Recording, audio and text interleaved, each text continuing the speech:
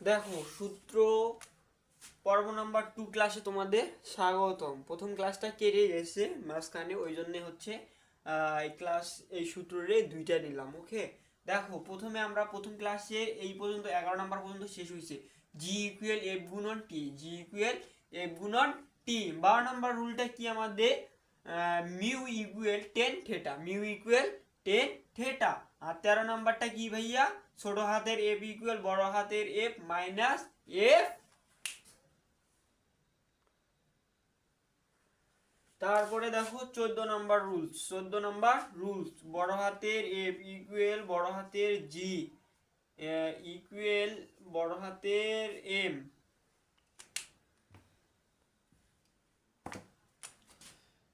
বড় হাতের এম ছোট হাতের M equal D square, equal D square. এটা হচ্ছে আমাদের 14 নাম্বার রুলস।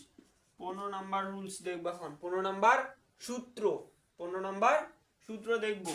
ছোট হাতের জি ইকুয়াল বড় হাতের জি বড় হাতের এম ইকুয়াল ডিভাইডেড আর স্কোয়ার ভাগ আর স্কোয়ার। দেখো 15 নম্বর রুলটা কি বলছে? ছোট হাতের জি ইকুয়াল বড় হাতের জি এম ভাগ আর স্কোয়ার।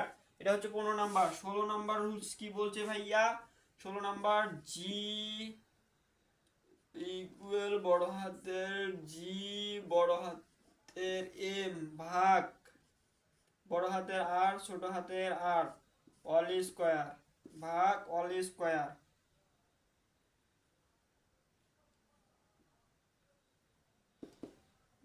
দশমিক জি ইকুয়াল জি ভাগ 1 প্লাস আর আর স্কোয়ার, এইটাও লিখতে পারি। ওকে, 16 number.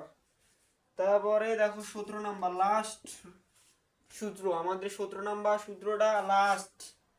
W equal M G, W equal M জি।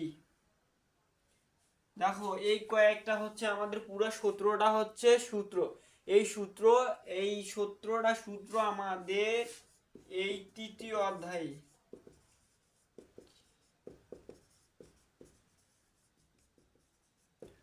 অধ্যায় বল।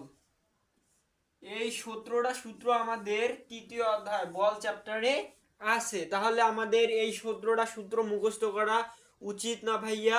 এই 17টা যদি রুলস আমাদের মুখস্থ থাকে তাহলে ম্যাথ করতে আমাদের কোনো কোথাও বাধা বা দ্বিধাবোধ মনে হবে না।